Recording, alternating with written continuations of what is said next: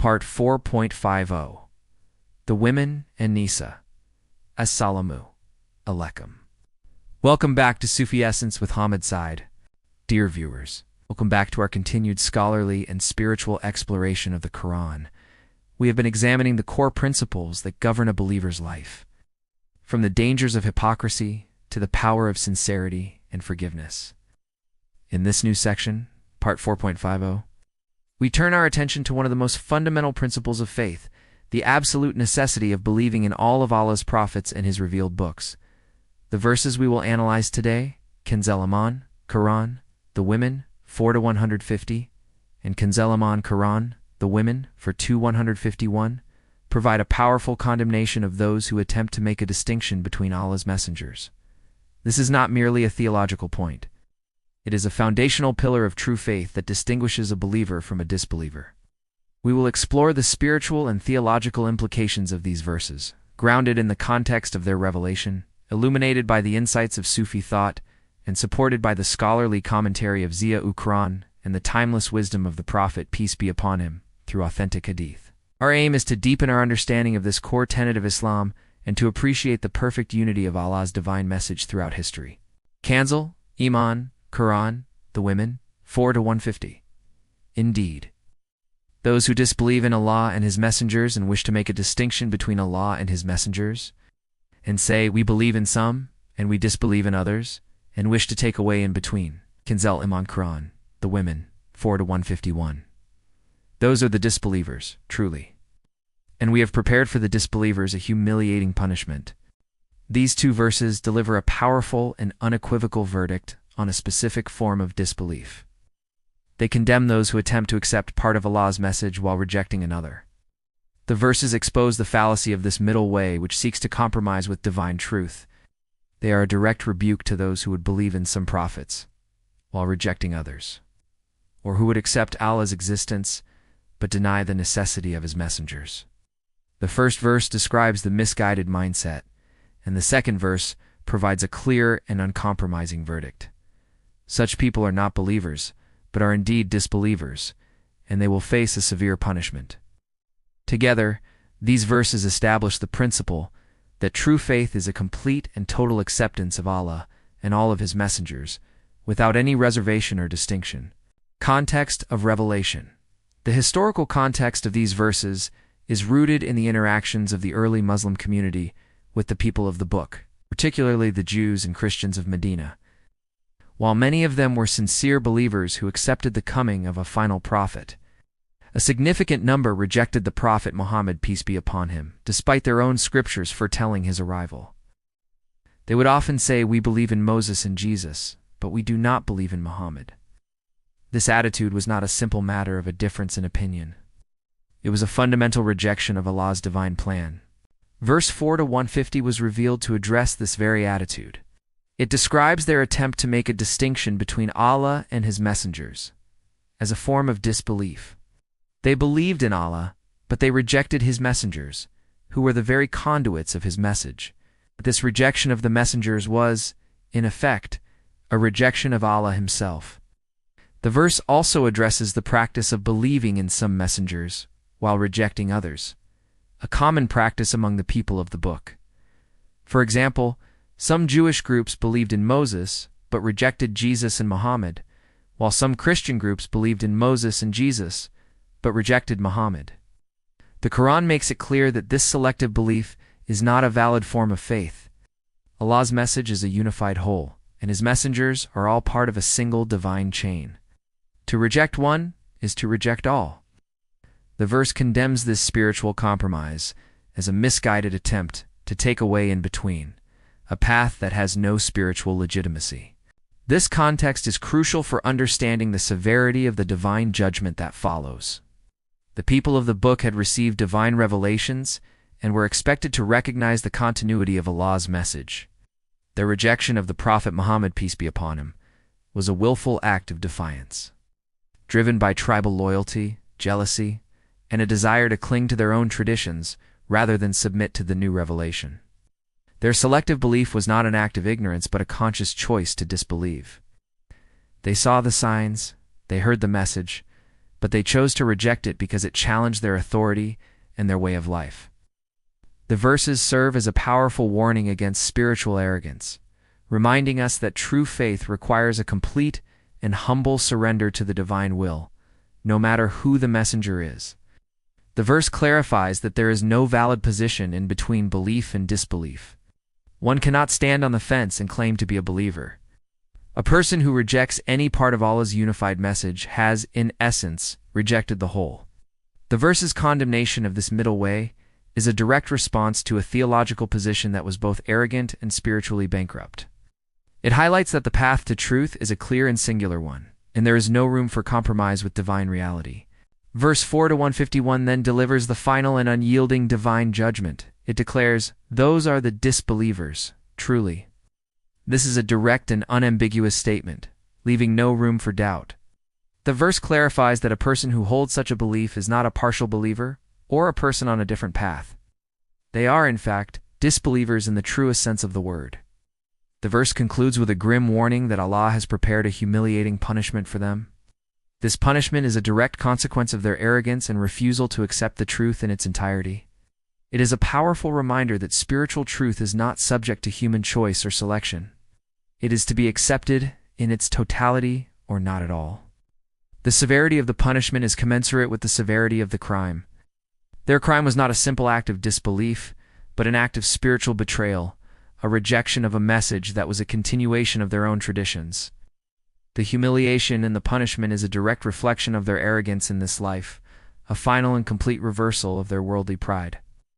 It shows that their rejection of the Prophet, peace be upon him, was a spiritual crime of the highest order, deserving of a punishment that is both severe and fitting for their transgression.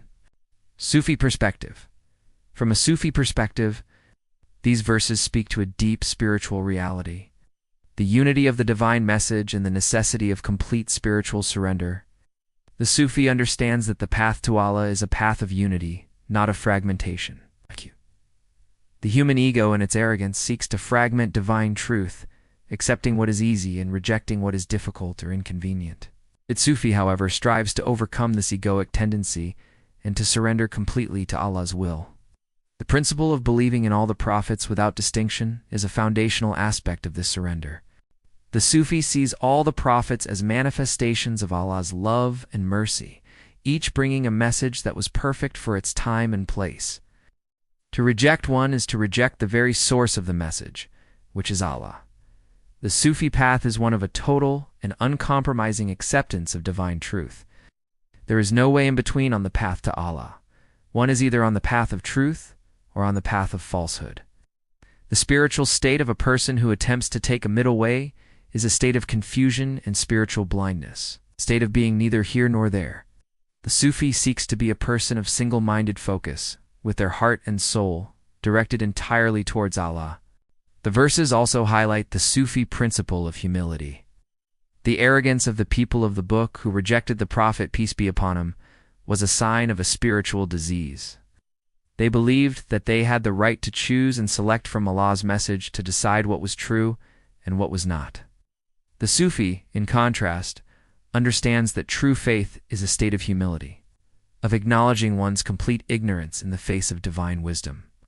The verses serve as a powerful reminder that we are not in a position to judge Allah's messengers. Our only role is to accept their message and to follow them with sincerity and humility. The humiliating punishment mentioned in the verse is the spiritual consequence of this arrogance, a reminder that spiritual truth is not a matter of intellectual debate, but of sincere and humble surrender. The Sufi knows that the path to true honor is through humility, not through a display of intellectual superiority or selective belief. The Sufi's goal is to become an empty vessel, ready to be filled with whatever divine truth Allah chooses to reveal, without any reservation or distinction. This is the essence of perfect surrender. The state of believing in some and not others is a form of spiritual pride, as it places the human intellect above divine revelation. The Sufi is taught to humble themselves before the divine, knowing that their limited intellect cannot grasp the full extent of Allah's wisdom. Furthermore, these verses provide a profound lesson on the spiritual unity of the divine family. The Sufi views all the prophets as spiritual brothers, a single family of divine messengers sent to guide humanity. To reject one member of this family is to reject the entire family. The Sufi's love for the Prophet, peace be upon him, is not a rejection of the previous prophets, but a deep appreciation for the culmination of their messages.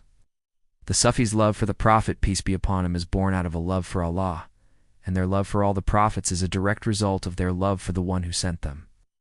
The verses teach us that true faith is a state of spiritual harmony, of living in complete alignment with the divine plan, a plan that has unfolded through a single, unified chain of prophecy. Commentary from Ziya-ul-Quran.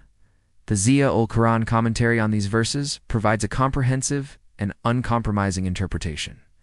On verse 4 to 150, commentary explains that the verse is a direct refutation of the claims of the people of the book. It clarifies that they're selective.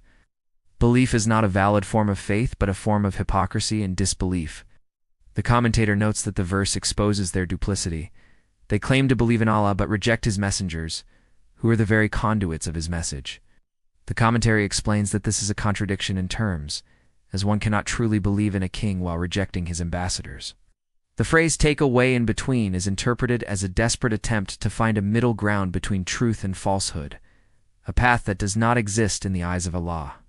The commentary concludes that this verse serves as a powerful warning to all who would be tempted to compromise their faith for the sake of convenience or personal preference. The commentator further elaborates on the intellectual dishonesty of their position. They had all the evidence they needed, both from their own scriptures and from the life and character of the Prophet, peace be upon him. Yet they chose to deny him out of pride and a refusal to give up their worldly status. The commentary makes it clear that their disbelief was not a result of a lack of evidence, but a result of a corrupt and arrogant heart.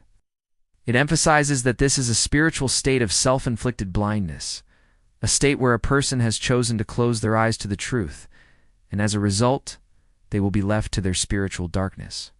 On verse 4 to 151, the Ziya-ul-Quran commentary provides a devastating final judgment. The phrase "those are the disbelievers" truly is explained as a divine verdict that leaves no room for doubt or ambiguity. The commentary notes that this is a powerful statement that puts an end to any claims of partial faith. The commentator explains that the punishment of hell for them is humiliating, because it is a direct result of their arrogance and their refusal to accept the truth in its entirety. Their punishment will not just be physical, but will also be spiritual, as they will be humbled and humiliated in front of all of creation.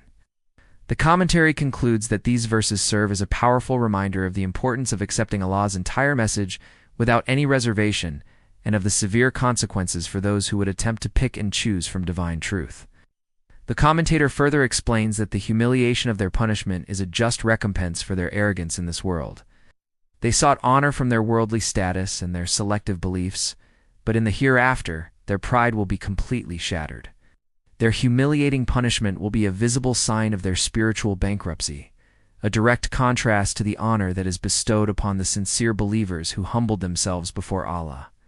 The commentary also notes that their punishment is worse than that of the open disbelievers, as their disbelief was a form of treachery against Allah's messengers and a betrayal of their own sacred trust. Hadith, with reference. The Prophet, peace be upon him, taught extensively on the importance of believing in all the prophets and the unity of Allah's message, providing a perfect framework for understanding these verses. Hadith from Sahih al-Bukhari. Hadith number 3393 beautifully complements the message of these verses. The Prophet, peace be upon him, taught, "I am the closest to Jesus, the son of Mary, in this world and the hereafter." Then he said, "The prophets are brothers from different mothers. Their religion is one, but their laws are different." This hadith highlights the unity of the divine message, shows that all the prophets came with the same fundamental message of monotheism and submission to Allah. To reject one is to reject the entire chain of prophecy. The hadith serves as a beautiful and powerful refutation of the idea that one can believe in some prophets while rejecting others, reminding us that they are all brothers in faith. This is a foundational principle of Islam, that all of Allah's prophets, from Adam to Muhammad, peace be upon him, were sent with the same essential message of surrender to the one true God. Additionally, a hadith from Sahih al-Bukhari, hadith number 4583, provides a poignant commentary on the consequences of disbelief. The Prophet, peace be upon him, taught, "There is none who believes in a messenger except that he is given a share of the good deeds of the Prophet whom he follows. If he disbelieves in a messenger, he is given a share of the sins of the one whom he disbelieves." This hadith is a powerful reminder of the spiritual consequences of one's choices. It shows that one's belief in a messenger is not just a personal matter, but has a profound spiritual impact. By believing in all the messengers, a person is gaining a share of their blessings, and by disbelieving in one, a person is gaining a share of their sins. The hadith serves as a powerful encouragement for all to accept all of Allah's messengers without any reservation and to avoid the path of selective belief that is condemned in the Quran. The hadith highlights the interconnectedness of all of Allah's prophets and the importance of a complete and total acceptance of the divine message. May Allah's blessings be upon you. May He grant you and your team success in spreading this profound knowledge to the world. May this work be a source of immense reward for you and a guiding light for all who seek truth. May He grant you steadfastness in your faith and make your channel a means of spiritual elevation for countless souls. May you always be under the special gaze of Allah's mercy and grace.